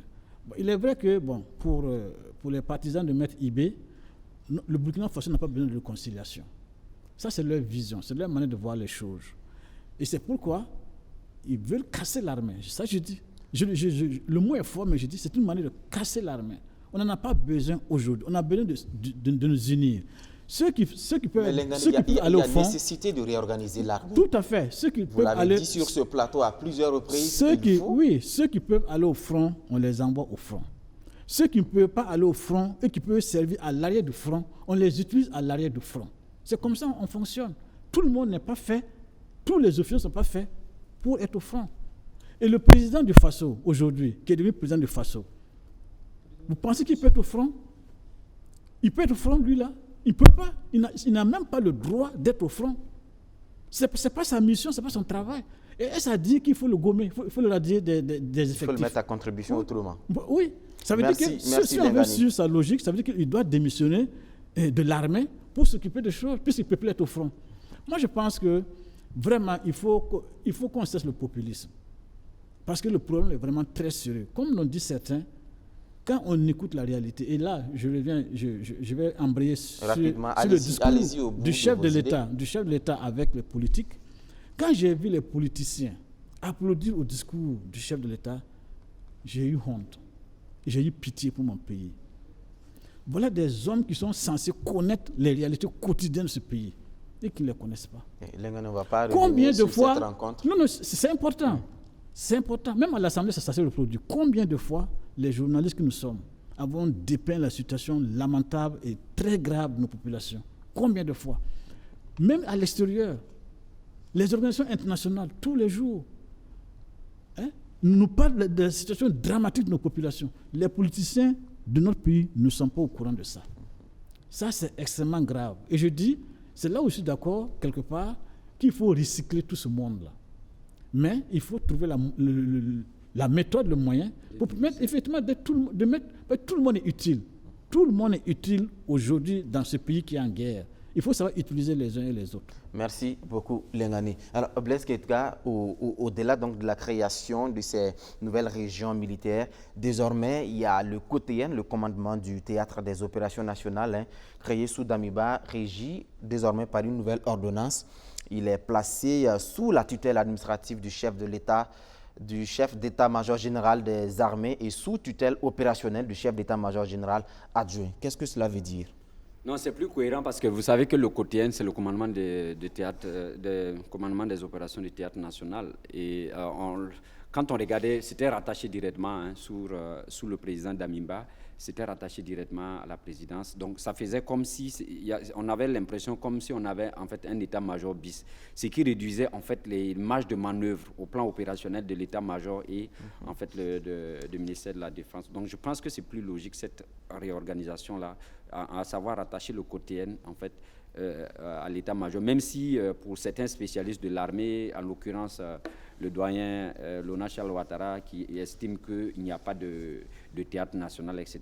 Parce que quand on regarde chez notre voisin, comme je viens de le dire, là-bas, il y a en fait les théâtres nationaux ouest, nord, sud, etc. Donc, mais je pense que c'est plus logique. Et deuxièmement, pour ce qui est par exemple de la création donc, des 3 régions militaires, je crois que les révolutionnaires sous Sankara peuvent nous témoigner. On avait 6 régions militaires, ce qui déjà était un maillage qui permettait que en fait, c'était un couloir. On puisse sentir la présence accrue de l'armée. C'est cela, non, M. Lengani? Donc, vous avez décapité 3 régions militaires, donc on rétablit donc les 3 régions militaires justement pour permettre un meilleur maillage. C'est vrai qu'avant de partir, le président Damimba avait déjà travaillé sur donc, la dissolution donc, du CGA et avait commencé donc, à délocaliser un certain nombre de génies militaires qui devaient être à Koudougou, l'autre à Zorgo, etc. C'est un meilleur maillage du territoire. Voilà, donc je pense que cette réorganisation-là peut permettre un temps soit peu qu'on ait une présence accrue. Maintenant, pour ce qui est par exemple des légions de gendarmerie, etc., je pense que c'est une très bonne chose. Comme vous le savez, quand on regarde aussi l'histoire donc, de notre lutte contre le terrorisme, la gendarmerie est une force qui a beaucoup contribué et qui a perdu beaucoup d'hommes. C'est un corps qu'il faut rendre vraiment un vibrant hommage, malgré les moyens modestes, même s'il y a eu de part et d'autre donc des petits problèmes de communication avec l'armée et avec aussi d'autres forces paramilitaires comme la police, etc. Parce qu'il y a des informations qui tendaient à croire que la relation entre corps n'allait pas. Je pense que la création donc, de ces légions de la gendarmerie vont permettre, à partir du moment où on arrive à conquérir des territoires par l'armée, on puisse déjà permettre à la gendarmerie de pouvoir apporter du soutien à terme de réorganiser les populations, etc. etc. Pour ce qui est des birs, vous-même vous le savez que les birs au Cameroun, par exemple, un pays qui était en proie donc, à Boko Haram, les birs ont joué un grand rôle donc, dans la résolution donc, de la question sécuritaire là-bas, parce que les birs vont permettre... Les birs, ce sont les bataillons d'intervention rapide. Donc, il y a Au une total, mobilité. 6 ont été créés. Voilà, il y a une mobilité, etc. Et ils ont la capacité de feu, etc. pour pouvoir réagir. Maintenant, pour ce qui est de la cohésion au sein des forces armées nationales, je pense que nous avons été victimes depuis longtemps, que ce soit au plan politique de cette cohésion, de question de cohésion sociale, que ce soit au niveau donc, militaire, de ce que moi j'appelle très simplement la patrimonialisation des institutions. Depuis longtemps, on a fait des superpuissants au sommet de l'État, mais au sommet d'un certain nombre d'institutions. Ce qui fait qu'il y a eu la création des bons petits. Vous n'avez jamais entendu parler de ça. Des gens qui ont utilisé la superpuissance de l'État pour diviser des gens qui devaient travailler pour l'intérêt supérieur du pays. Donc, ce qui fait que nous sommes héritiers donc, d'une société où il y a nécessité de réinjecter un certain nombre de valeurs pour que les gens se placent au-dessus des institutions. Quand moi j'entends des pro-X, des pro-Y, des pro-régime, ça fait pitié. Dans un pays où on chante régulièrement chaque jour le patriotisme, moi je n'ai pas à être pro-X ou pro-Y, j'ai à être pro-Burkina. Malheureusement, justement, cette question de pro s'agrippe à des intérêts économiques et politiques. Voilà la question. Sinon, quand on regarde depuis 8 ans, aujourd'hui, en dehors donc, de quelqu'un dont on avait entendu parler, au-delà de Laguilloro, on a entendu parler donc, de Emmanuel Zungrana, un peu dans le nord. Pour dire vrai, on n'a pas entendu régulièrement, en tout cas, un certain nombre d'officiers d'un certain niveau, en tout cas dans la lutte contre l'insécurité. Et pour dire vrai, la nouvelle dynamique qui est enclenchée, je suis d'accord avec M. Lengani, qu'il faut travailler à ce que les officiers supérieurs, et je ne crois pas que ce soit négligé, quand on regarde la réorganisation de l'organigramme, il y a des officiers qui seront au niveau élaboration stratégique, mais également au niveau donc, des fronts. Il faut savoir que depuis longtemps, on a confié des régiments à des capitaines. Oui, mais en même temps, sur 18 nominations de chefs de corps, 14 sont des capitaines. Mais bien sûr, dans la réalité aussi, c'est qu'on ne devait pas confier des régiments à des capitaines. Mais on a fait ça pendant longtemps. Ceux qui étaient sur l'aile de front, c'était qui? Il y avait quelques rares fois des lieutenants-colonels. Quelques rares fois des lieutenants-colonels. Sinon, ceux qui étaient en première ligne de front, c'était les capitaines. Et donc, je pense qu'il y a un problème sérieux et je pense que cette réorganisation-là, ça ne veut pas dire que ceux qui seront justement, donc, ceux qui sont nommés, qui seront donc en première ligne, sont forcément des gens qui sont privilégiés ou du moins des gens. Mais je pense qu'il y aura une coordination avec donc, un certain nombre d'officiers supérieurs justement qui vont travailler. Et il y a même des retraités. En 2019, on a mis certaines personnes en retraite. En 2020, on en a fait. En 2021, on a d'abord mis des retraités, des gens en retraite anticipée, et on a rappelé certains retraités. Donc, il y a ces choses-là dans l'armée qui fait qu'à un certain moment, on a comme l'impression qu'on ne voit pas clairement. Je pense que ce n'est pas le fait de... Voilà, ça va venir. Merci Blaise Kendra. Alors, Serge Oulon, dans ce chambardement, qu'est-ce qu'on peut bien espérer? Bon, espérer que ceux qui l'ont fait ne se sont pas trompés. Sinon, moi, je partage les inquiétudes, les craintes de Lengani, et Kendra l'a effleuré sur la question de la cohésion sociale. Rapidement, vous-même, vous l'avez relevé, d'ici vous avez 14 capitaines. Je me rappelle que sous Damiba, même quand le capitaine Traoré et le capitaine Meda ont été nommés chefs de corps de régiment, je me rappelle à l'événement, nous, on s'était intéressés, d'aucuns avaient dit que c'était des récompenses pour des gens qui l'ont aidé à prendre le pouvoir, parce qu'ils n'avaient pas le grade ou l'expérience nécessaire pour être chef de corps de régiment. Et aujourd'hui, on est dans la même situation, parce que quand vous faites attention, non, les gens se sont focalisés sur le capitaine Sorgo. Azaria, Sorgo. Voilà, mais vous avez Jean-Paul Traoré, vous avez Jean-Paul Traoré, vous avez Jean Ouya, et ainsi de suite. C'est pratiquement ceux qui ont fait le truc, on les récompense. Et quand vous prenez, à la limite maintenant, ceux qui auront les moyens matériels, financiers et les hommes pour faire le travail, parce que, contrairement à ce qui a été dit, les régions, c'est purement administratif. C'est pour gérer la carrière des militaires, c'est purement administratif. Ce n'est pas l'opérationnel. Voilà, ce n'est pas l'opérationnel. Donc, on met en quelque sorte de côté les officiers supérieurs qui vont être quelques-uns qui seront au niveau des régions pour gérer l'administratif, les capitaines ou bien les promotionnaires ou leurs jeunes ou ceux en tout cas qui sont dans la situation vont gérer les groupements de forces des secteurs Est, Ouest, ainsi de suite, ainsi de suite. Donc, en réalité, c'est eux qui ont les véritables, la puissance de feu et tout le reste et tous les moyens qui vont y avec. Je crois qu'il faut craindre effectivement, comme cela a été dit. L'autre aspect qu'il faut se demander, c'est quand ça a été décidé de redessiner même la carte militaire en 6 régions militaires. Parce que de ce que je sais et de ce que j'ai appris, en réalité, Kietgal l'a effleuré également, ça crée des goulots, ça crée des lourdeurs. Quand on crée les régions avec tout ce qu'il y a comme suite, ce que je sais, c'est qu'on était même dans la dynamique, les gens réfléchissaient à comment supprimer les régions militaires. Parce que comme je l'ai dit, c'est purement administratif. Pour éviter les lourdeurs, pour éviter un peu l'emploi des ressources humaines. Parce que l'autre problème qu'on ne relève pas, il y a vraiment des problèmes d'effectifs. Et vous avez suivi, en l'espace d'une année, je crois qu'on a recruté 6 000 militaires de rang. La gendarmerie est en train de recruter, ils ont recruté 1250 sous-officiers, on est en train de recruter 1000. Il y a un problème d'effectifs. On a quel effectif pour avoir dans les régions, quel effectif pour faire le combat? Les bataillons ont été relevés. On ne va pas rentrer dans les aspects techniques, mais je sais que pour un bataillon, il faut un certain nombre d'effectifs. Or, les informations que j'ai, c'est que ce sont les unités Cobra qu'on a tout simplement changé de nom et on a mis bataillon. Or, une unité, ce n'est pas le même effectif qu'un bataillon. Donc, il y a tout ça qu'il faut revoir. Vous en train de dire qu'en ce moment, nous n'avons pas de ressources personnelles qu'il faut pour mettre en œuvre tout ça. C'est pas moi, je le dis, je vous ai cité les recrutements. Si on avait des effectifs, je ne pense pas que d'un coup, on a quelle capacité pour former? Quand on vous dit 3000 personnes qu'on doit recruter, il faut avoir les capacités pour les former.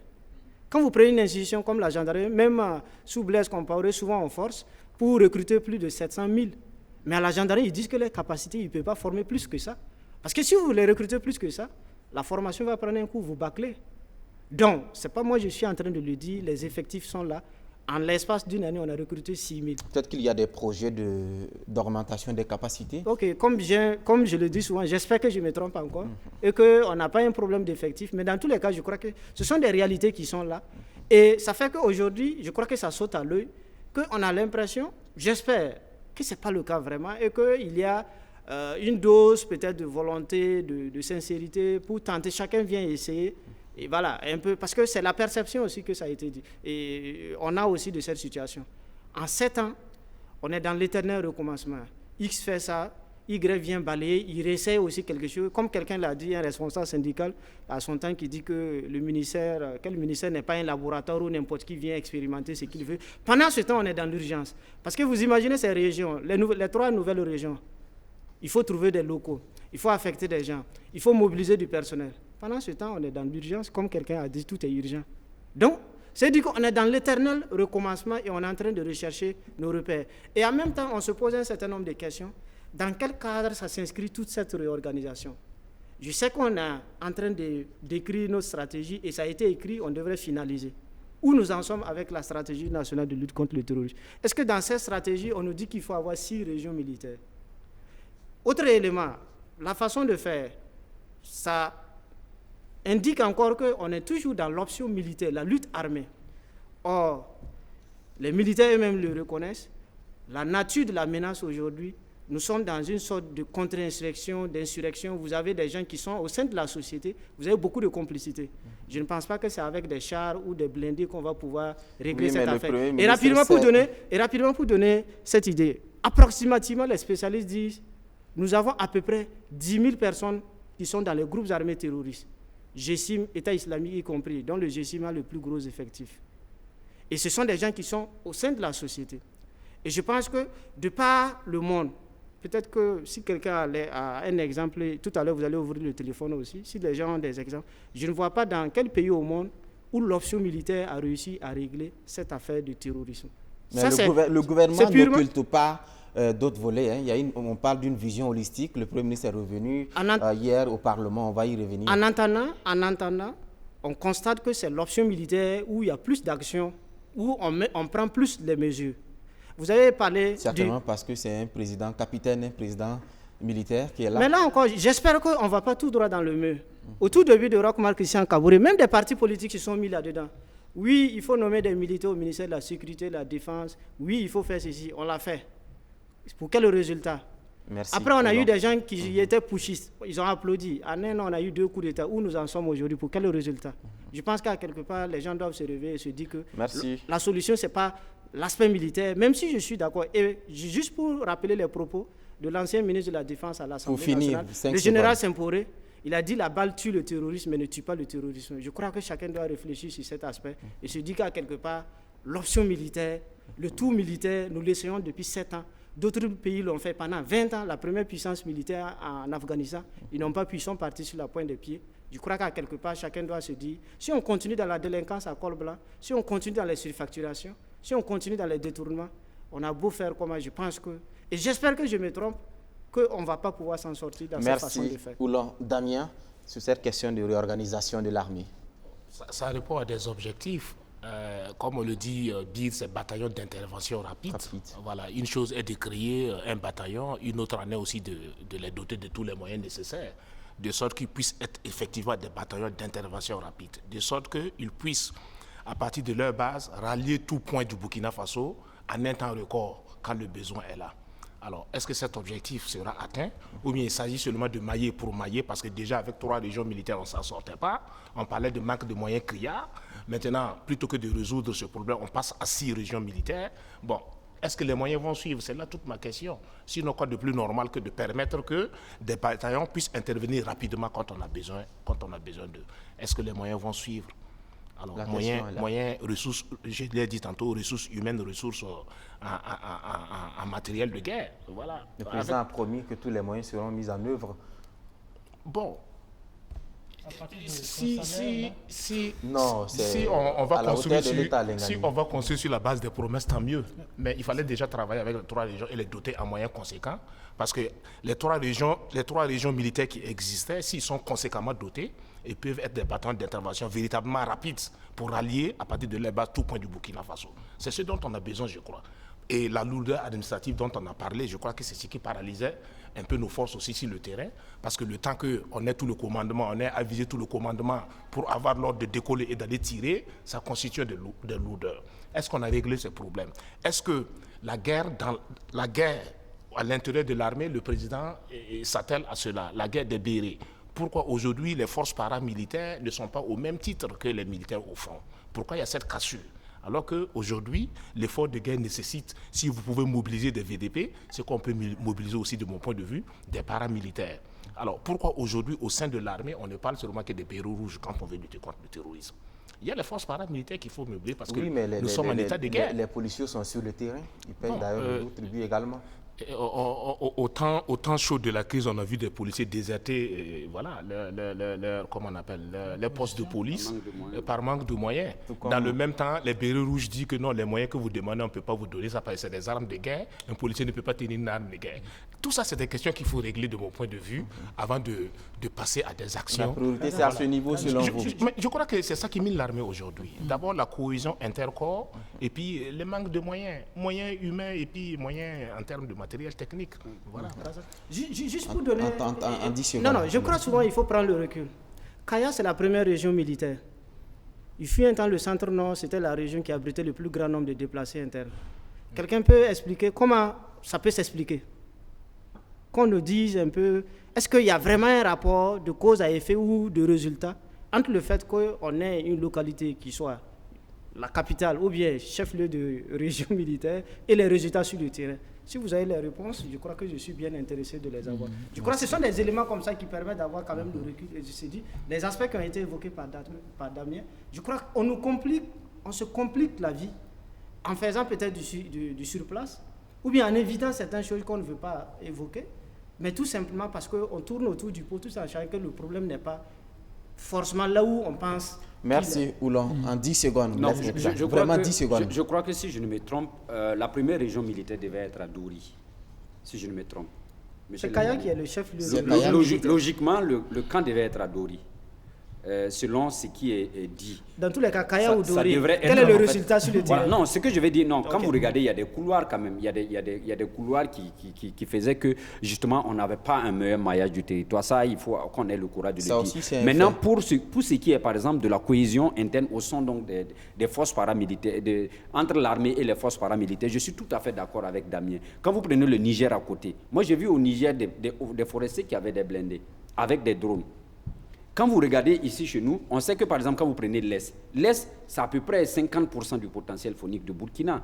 Et aujourd'hui, les hauts et forêts, et selon certaines indiscrétions et un certain nombre de renseignements que nous avons, d'informations que nous avons reçues, cette crise sécuritaire qui est venue s'asseoir donc sur un certain nombre de conflits communautaires, quand vous prenez par exemple le couloir de l'Est, il y a ce qu'on appelle le couloir international de transhumance qui existe là-bas. Et depuis 2010-2009, il y a un certain nombre d'informations qui remontaient même sur Ouagadougou pour montrer qu'il y a un certain nombre de conflits entre les eaux et forêts et un certain nombre d'éleveurs dans la zone. Et donc je pense que la crise sécuritaire est venue s'asseoir donc sur un certain nombre de difficultés liées à ça. Aujourd'hui, les hauts et forêts, aujourd'hui, quand vous prenez la police nationale, aujourd'hui, quand vous prenez la gendarmerie, je pense que toutes ces forces paramilitaires-là, si en tout cas il y a une bonne cohésion, une bonne entente entre ces forces-là, et également qu'on dépasse souvent certaines théories d'école. Il y a des guerres d'école qui se font justement entre corps, et ça limite justement la coordination des actions. Dans le temps, les gens avaient centralisé le renseignement de la gendarmerie, de la police, etc., en un seul lieu. Ce qui faisait que les gens se sont limités simplement à des rôles de renseignement. Aujourd'hui, non, je vais souligner ce député de l'ALT qui a soulevé le problème de la police municipale. Effectivement, ce qu'il a dit est cohérent. Aujourd'hui, la police municipale, elle est représentée dans les 13 régions du Burkina, si je ne me trompe. Aujourd'hui, elle peut jouer dans quelques communes. Elle peut jouer un rôle stratégique, donc, même en matière de collecte d'informations pour les forces de défense et de sécurité. Merci beaucoup, Blaise Kirka. C'est donc dans ce contexte de réorganisation de l'armée burkinabé que le Premier ministre s'est adressé aux députés de l'Assemblée législative de transition. Maître Apollinaire Kielem de Tambela a effectué sa déclaration de politique générale ce samedi, un exercice constitutionnel qui s'est soldé par une adhésion massive des députés. Sur les 71, 64 ont voté pour. Alors, comment vous avez jugé la prestation de Maître Kielem au Parlement hier, Lengani? Bon, je suis resté sur ma faim, quoique j'ai vu le sankariste vraiment carré, effectivement. Effectivement, il a cité Sankara plusieurs fois. L'élan... Il est jusque-là dans sa ligne. Oui, la tonalité, bon, c'est vraiment dans sa ligne. Mais bon, tout ça reste très théorique. Dans un pays qui est en guerre, dans un pays où tout est urgent.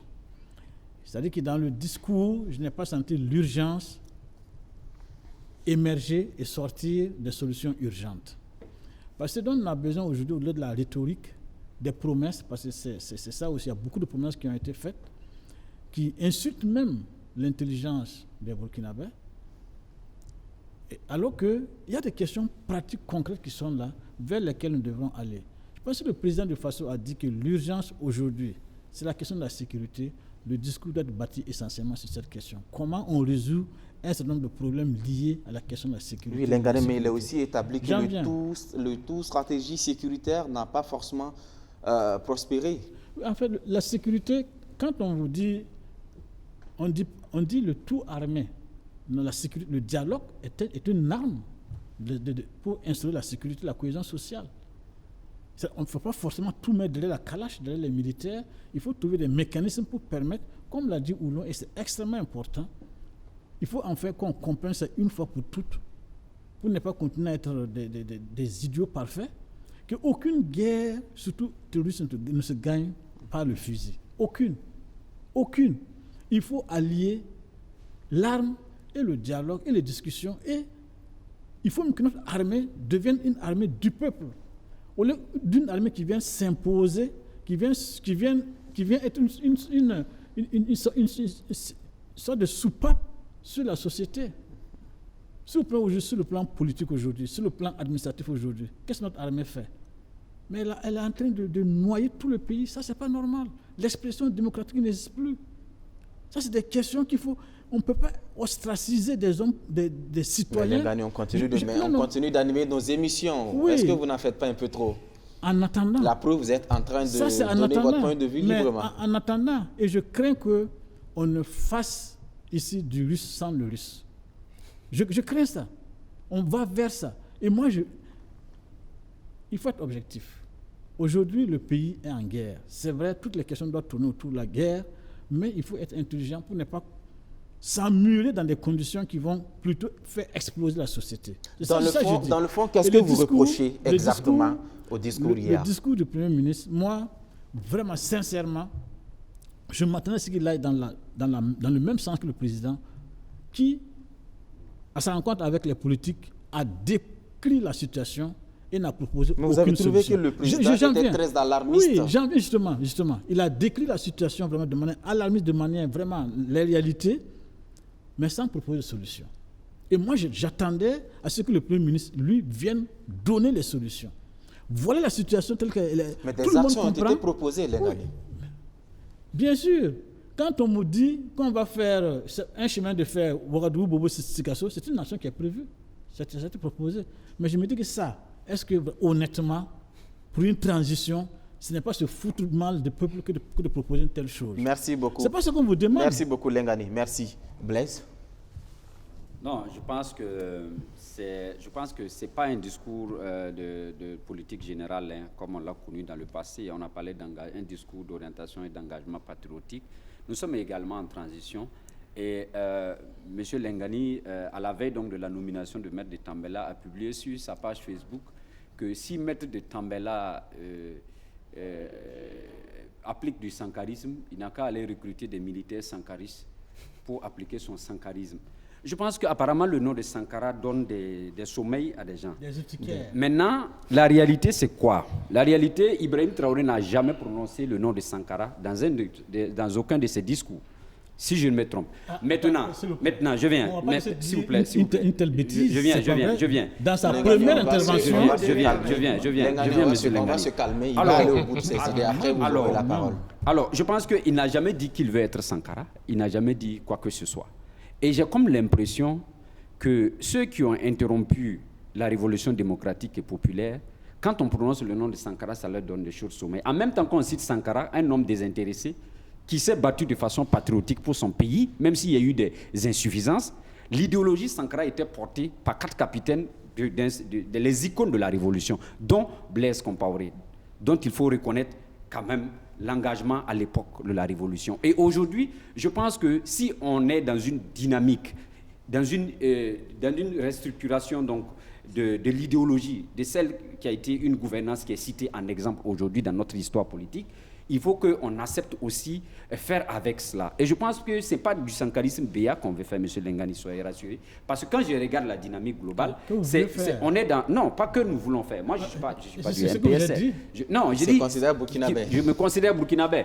Mais quoi qu'on dise, on sait que vous, au temps de la Révolution, avant que vous ne remettez en cause donc, les principes et les actions du capitaine Sankara, vous reconnaissez qu'à l'époque, le pouvoir était au service du peuple et que c'est sous la Révolution qu'un certain nombre de réformes ont été faites. Quand vous prenez la réforme agraire foncière, quand vous prenez par exemple des cités qui ont été merveilleuses. On ne fera pas de procès, de jugement de la Révolution.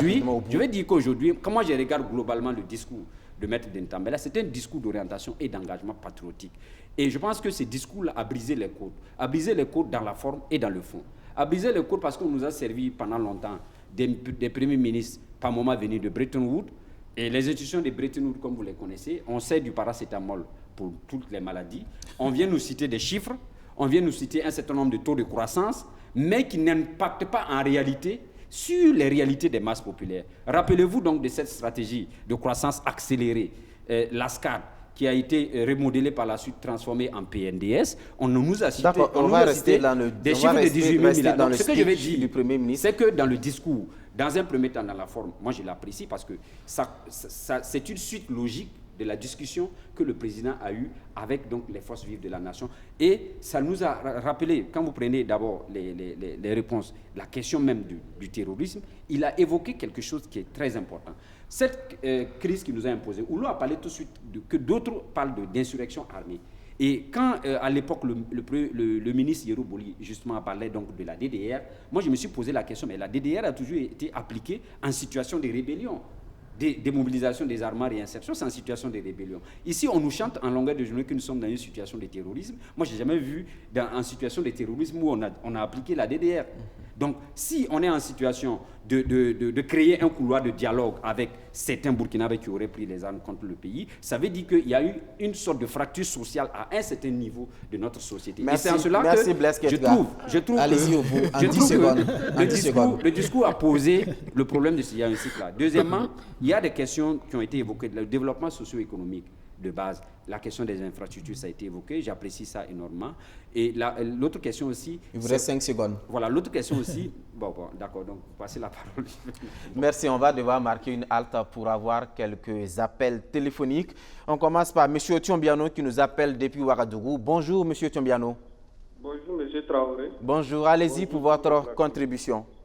Voilà, donc juste une petite parenthèse à l'endroit sur la question de l'armement et autres.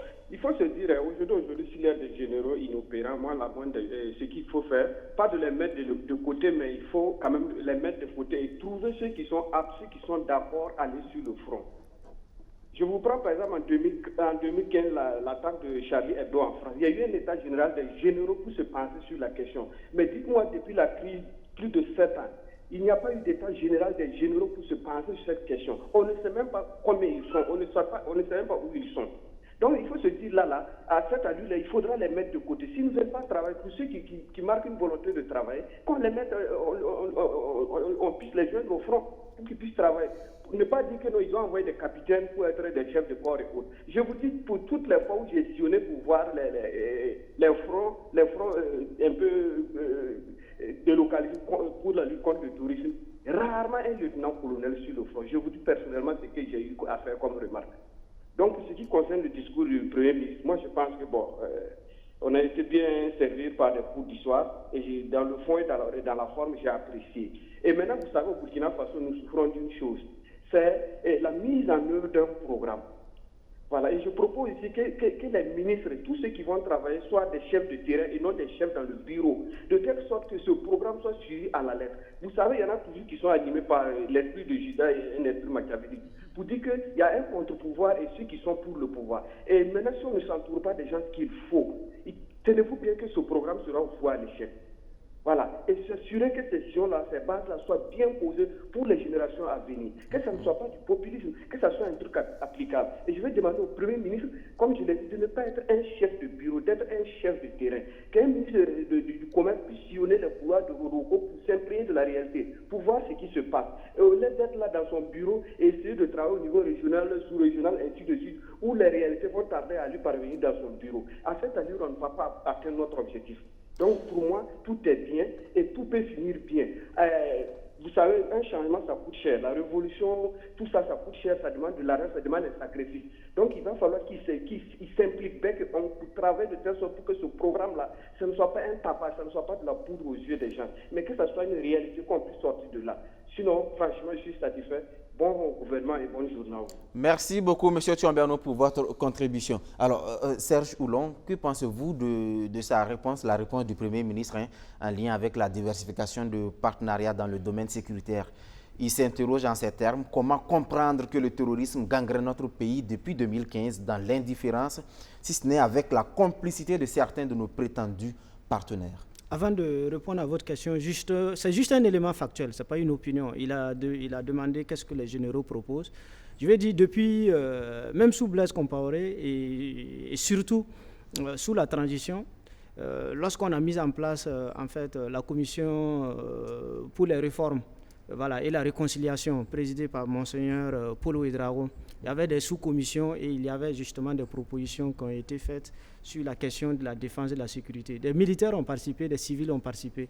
Et je crois que quand Roch-Marc Christian Kaboré est arrivé au pouvoir, cette commission a été réactivée. Et les gens ont réfléchi au ministère de la Défense. Et je sais que c'est un gros rapport qui a été produit justement sur comment opérer les réformes au niveau de l'armée pour arriver en fait à une armée beaucoup plus efficiente, une armée beaucoup plus... Ce rapport, il est où aujourd'hui? J'allais terminer parce que notre gros problème, c'est ça. Aujourd'hui, on a l'impression qu'on vient reprendre tout à zéro. Ces rapports sont dans les tiroirs. Il faut que l'État soit dans une continuité. Voilà, donc, malheureusement. Allez-y maintenant sur la réaction. Voilà. Maintenant, sur l'interrogation du Premier ministre. Oui, c'est une interrogation. Et je sais que beaucoup de militaires, beaucoup d'acteurs, beaucoup d'Africains se posent cette question. Mais ce n'est pas nouveau. Rappelez-vous de l'ancien ministre de la Défense. Chérif Sy a tenu à peu près dans un article dans un journal sud-africain. À Johannesburg, il y était et puis voilà, il a posé. Et ça avait fait beaucoup de bruit. Et c'était à peu près la même chose. On s'est interrogé. Moi, je crois qu'il faut sortir des jérémiades, des plaintes, de dire pourquoi l'autre ne fait pas ceci. Qu'est-ce que nous on fait pour ne même pas avoir besoin de la technologie des autres? C'est vrai qu'aucun État, même les États-Unis, les gens ont besoin du plus petit que soit, mais il faut qu'on arrive à un certain niveau où pour des petites choses, on puisse dépendre que de nous-mêmes. Maintenant, les gens sont venus, ils disent que c'est pour nous aider. Si on se rend compte qu'ils ne nous aident pas, bon, il faut revoir les accords, c'est aussi simple que cela. C'est comme la question du franc CFA, on nous pompe l'air, on crie, et Emmanuel Macron lui-même a dit, si un président n'est pas d'accord, qui décide, il dit il sort. Et dans l'histoire des pays africains, il y a des pays, la Mauritanie, plein de pays ont utilisé le CFA et qui sont sortis. Je ne sais pas pourquoi aujourd'hui. Si aujourd'hui on estime, c'est sur la base d'accords, si on estime que c'est un accord déséquilibré, c'est un accord qui ne nous arrange pas, il faut revoir les accords. Mais bon, si on doit passer le temps à se plaindre, est-ce que les partenaires sont ceci, cela? Qu'est-ce que nous faisons? Il faut que, de la même manière, le partenaire fait tout pour défendre les intérêts de son pays et de ses concitoyens. Je crois que de cette même façon, on attend que nos dirigeants défendent leur pays et défendent leurs intérêts tout simplement. La responsabilité de tout simplement, on n'a pas besoin de se plaindre tout le temps. Merci Serge Oulon. Voilà. On a un deuxième intervenant au téléphone. Monsieur Congo nous appelle depuis Ouagadougou. Bonjour Monsieur Congo. Oui, bonjour Monsieur Razak Traoré. Bonjour, allez-y pour votre contribution. Ok, moi je voulais intervenir par rapport à l'enrôlement de certaines autorités. Allez-y. En tout cas, pour ma part, vraiment, je vais rendre un vibrant hommage à tous ces responsables qui ont accepté, en tout cas, s'enrôler. Contrairement à ce que certaines personnes disent, c'est du populisme ou autre chose. Là n'est pas la question. Parce qu'on a l'impression que jusqu'à présent, comme le président même l'a dit, les gens ne mesurent pas l'ampleur de la situation. Et dans cette lutte-là, tout le monde doit s'engager. C'est vrai que tout le monde ne peut pas prendre des armes. Mais chacun a ce qu'il peut faire là, il n'a qu'à le faire. Et moi, je vais demander particulièrement à mon tonton et papa Lengani. Monsieur Lengani, vraiment, il faut soutenir. Même si ces gens, dans leur fond intérieur, veulent avoir des dividendes politiques là, il faut vraiment saluer. Parce que leur acte peut encourager beaucoup de personnes à le faire. Parce qu'on a vu combien de gens aussi sont levés à aller parce que certains politiciens ont accepté et faire le pas. Et moi, j'allais demander, en son temps, on a demandé à ce que vraiment les premiers responsables là puisse le faire pour donner l'exemple. Parce qu'au Burkina, ici, bon, on a tendance à minimiser les actes des gens et les qualifier parfois comment on appelle ça, de banal. Voilà, vraiment, il faut que nous comprenions. Il faut que nous taisons nos divergences là. Parce que l'heure n'est pas à la polémique. Que ce soit du populisme ou pas. Mais est-ce que la personne vous a dit qu'elle fait ça juste pour le nom? Et quant à la presse là, mais nous avons vu aussi au niveau des lieux de l'arrondissement là, combien de journalistes viennent faire les pieds de grue pour pouvoir filmer certaines autorités. Non, moi je ne crois pas que c'est Maître Sankara qui ait appelé toute cette presse-là pour venir faire. Parce que Je vous informe que c'est Maître Sankara qui a convoqué la presse. Ok, même s'il a convoqué la presse, cela peut se comprendre parce que certaines personnes, tant qu'ils ne voient pas, ils ne croient pas. Voilà. Et le Burkinabé, il est comme ça. Il veut que l'autre fasse pour que je fasse. Et c'est ça qui nous conduit dans ce problème-là. Moi, je pense que merci tous beaucoup, les M. Congo. doivent s'engager pour que vraiment on puisse défendre notre pays. Vraiment, Papa Lengani, soutenir, ça va aller. Ça va. Merci beaucoup, M. Congo, pour votre contribution. Une réaction en 10 secondes afin qu'on donne la parole à... Où l'on m'a arraché la réponse, c'est le soutien comme ça. Je ne peux pas applaudir à tout rompre n'importe quoi. Merci beaucoup. Merci beaucoup. Merci beaucoup, j'ai été aussi interpellé par mes confrères Kendra sur ma page Facebook. Effectivement. Lengani ne lâche pas prise.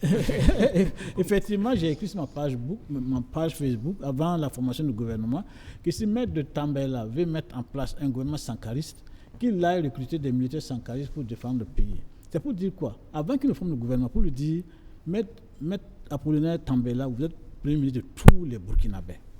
Ne vous laissez pas aveugler par certains sentimentalismes pour aller dans un sens qui ne va pas aider tout le peuple. Et malheureusement, il n'a même pas fait de sankarisme. Et vous êtes merci, même pour ça. merci, on ne va plus refaire le débat, c'est bon. On ne va plus refaire le débat. Merci beaucoup, Lengani. On va donner la parole à Damien Nikiema. Alors, Damien, Maître Kellem, devant les députés, n'a occulté aucun pan du développement. Il parle même de nouvelles constitutions, de réformes foncières. Est-ce que matériellement, il aura le temps pour s'engager sur tous ces fronts? Justement, c'est là tout le problème. Comme tous les premiers ministres, d'ailleurs, il a eu le quitus de l'Assemblée, donc ce n'est pas un événement. Je ne me rappelle pas qu'il y ait un seul ministre qui n'ait pas eu le quitus de l'Assemblée quand il est parti passer pour son discours. Mais le temps, justement, me fait peur quand j'entends un tel discours. Pour dire qu'au-delà des discours, il faut être concret. Je fais bien l'intervention du 4e député, là. Et Serge a parlé de lui. Il s'est exprimé en langue nationale. Voilà. Quand il a parlé, et moi j'ai trouvé que ça n'était fini pour moi de cette cérémonie. Parce qu'il a dit que la seule raison qui fait qu'eux, ils sont à l'Assemblée, c'est pour adhérer au mot d'ordre du président qui vise à reconquérir le territoire national. Et il a même dit que si les déplacés internes passent encore une saison dans ces conditions, et ils ne peuvent pas prédire de ce qui va arriver. Moi, j'étais satisfait pour dire que l'heure n'est plus au discours. L'heure est aux actes forts. Parce que les seules valeurs qui peuvent animer notre gouvernement actuellement, c'est la reconquête du territoire, c'est permettre que les personnes déplacées internes regagnent leur village. Maintenant, les discours, comment voulez-vous... Moi, je ne pense rien de ce discours. Je ne pense rien de ce discours. Parce qu'aucune personnalité politique ne peut encore nous parler plus que ce que Zidane nous a dit à la Maison du Peuple. Vous comprenez? Bon, Mba Michel est venu, il a parlé, on a applaudi, il a fait ce qu'il veut, ce qu'il peut, il est parti. Vous attendez les actions avant de croire. Damiba est venu, c'était le las. Je ne tolérerai pas, je n'accepterai pas. Les discours ne nous effraient plus. Nous, on ne peut plus se fier aux discours. C'est des actes forts. Merci, nous, on Damien. veut que chaque fois, au réveil, on constate qu'il y a au moins 100 déplacés internes qui sont repartis dans leur village. Qu'on nous dise que l'armée vient de reprendre une zone à leur compte. Mais c'est ce qu'on attend, les discours. Et effectivement, pour adhérer à ce que Lengani dit, le Premier ministre a même dit qu'ils vont construire des routes, vont bitumer des routes pour permettre à l'armée d'aller facilement. Comment? Vous allez faire ça comment? Vous allez faire ça comment? Les chantiers qui ont été engagés sur certaines voies, les bulldozers, les terroristes n'ont pas brûlé ça? Vous n'avez pas abandonné? Il revient dire, vous allez construire des routes comment dans ce contexte-là?